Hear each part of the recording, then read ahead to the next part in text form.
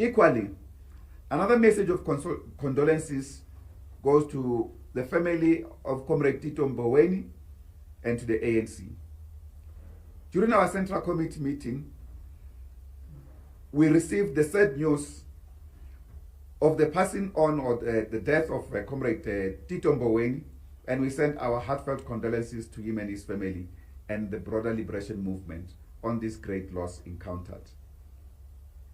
Comrade Tito Mboweni, the former ANC National Executive Committee member, will be remembered for his significant contribution to the liberation struggle, for leading the development of progressive labor legislation as South Africa's first Minister of Labor following our hard-won April 1994 democratic breakthrough. Lastly, the Central Committee extends its sincere condolences to one of our members, Central Committee members, Comrade Chupu Solly Mapaila, who's also the Deputy Minister of Land Reform and Rural Development, and to the entire Mapaila family for the tragic loss encountered. On the final day today of our plenary, we received the heartbreak. While in session, the Central Committee received the sad news that Comrade King Sibiya, a lifelong South African activist and member of our party and champion of housing rights, breathed his last. Sibiya, who had dedicated much of his life to fighting unscrupulous practices by banks, court officials, and corrupt insurance practitioners, where he recovered many people's houses. As the leader of the Ilungelele to Human Rights Foundation, Sibiya stood at the forefront of battles against unjust evictions and unlawful repossessions of home, often sold at auction for a fraction of their value by various banks. Sibiya's tireless efforts bore fruit in significant legal victories, such as the 2018 Johannesburg High Court ruling, which mandated that repossessed homes cannot be auctioned without a reserve price. On the 100 days of the GNU celebrations tomorrow, we have rejected the invitation. We will not be going. Albeit it's been laced together with thanking the people who voted for the African National Congress, for which we're in the campaign. It feels sad, but we will not be going as a Communist Party.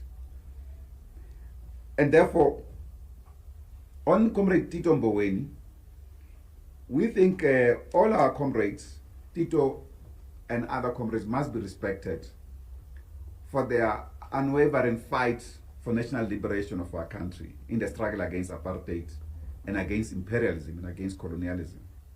Tito was one of those who lost his youth to go and embark on a struggle to fight against the apartheid regime. And of course, when he became Minister of Labor, he led the progressive introduction of labor laws in our country that workers today still enjoy. We appreciate that. And we've been on record as well that when he was Minister of Finance, even when we've had differences with him, but they were comradely, and was one of the most honest comrades. If he didn't agree with something, he tells you on the spot, here I don't agree, and we sit down and debate. That was his nature. And we want to extend our condolences once more to his family and to the entire liberation movement as a whole. The issue regarding that aspect on the participation in the elections, we have never ruled this option out. It has always been there. As you know, in our last augmented Central Committee last year around April, we took a decision that given the counter-revolutionary threat posed to the National Democratic Revolution to our movement, the counter-revolutionary threat largely coming from international capital, working with monopoly capital here in South Africa, and which we expressed clearly of the capitalist forces that have funded other parties and created even new parties just so that they can contest the African National Congress. And the IEC political party funding of this year's last third and fourth quarter gives you full indication of who funded who in the political space to actually oppose the liberation movement. To that extent, we took a position that we will still be with the African National Congress in this campaign, the 2024 general elections. That's what happened. But we are still engaging in this process as the Communist Party going forward. About building a popular movement, socialist movement of the workers and the poor. It's a process that we've already begun to do in our communities. In the townships, in villages, we've already begun to do that. Working to respond to the untenable living conditions of the poor, particularly in the field of food security, in the field of agriculture. We've started some extensive work there. And in that regard, we have found some of the exciting members of community, some organized, some in non-organized form, and we are also helping to organize them in that space. So it doesn't necessarily specify which organization we will engage with. I can say, yes, in the context of a general anti-austerity movement, we will work with all forces that will fight neoliberalism, for instance, and budget cuts that are denying our people basic services and even economic development. So in that regard, we don't necessarily rule out what kind of organization in a particular community our comrades will work with. As per the particular members that we have, organization that we have mentioned, we have not had engagements with them. When we were negotiating the possibility of a minority government option, we had felt we could engage with the EFF, and we started the process of engagement in that regard. But as you know, the minority government didn't happen, and we also discussed a wide range of other issues in that regard. But it was in the context of establishing a new government so that we don't have to work with the neoliberal forces of the DA and the Freedom Front. And we also in that space, by the way, indicated that we also did not want to work with forces of state capture that may be represented by the MK party.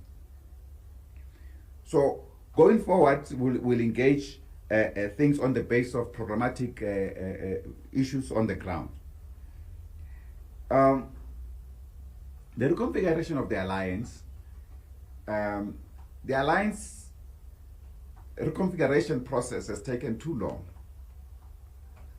and it has led us to this trap where we are as a movement.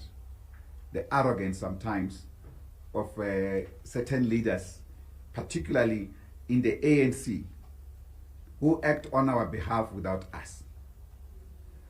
That kind of an approach, our Central Committee was very clear, should no longer be accepted.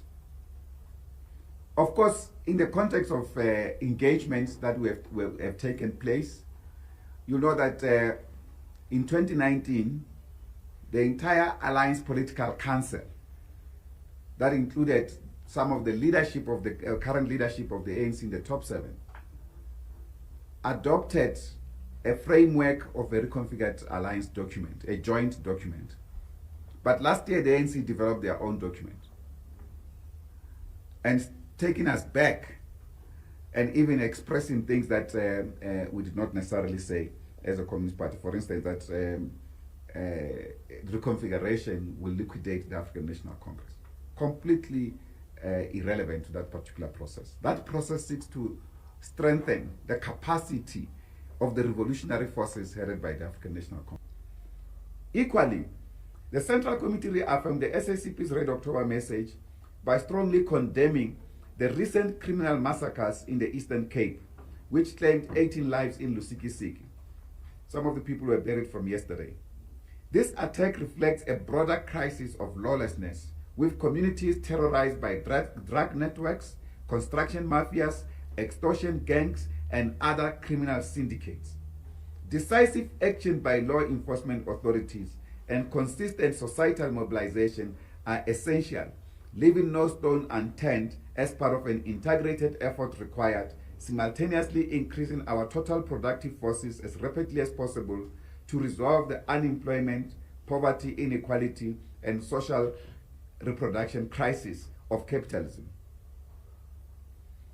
On international solidarity and the struggle against imperialism, the SACP stands firmly with the people of Palestine in their just struggle for their fundamental right to national self-determination and against the genocide, other human rights violations, and occupation of their land by the apartheid Israeli settler regime, which the Central Committee strongly condemned.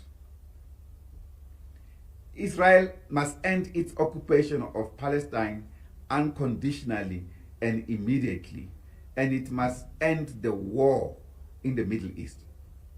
The leaders of apartheid Israeli settler regime must be held accountable for all the genocide and other human rights violations they have committed against the Palestinian people, as well as the blatant disregard for the rulings of the International Court of Justice.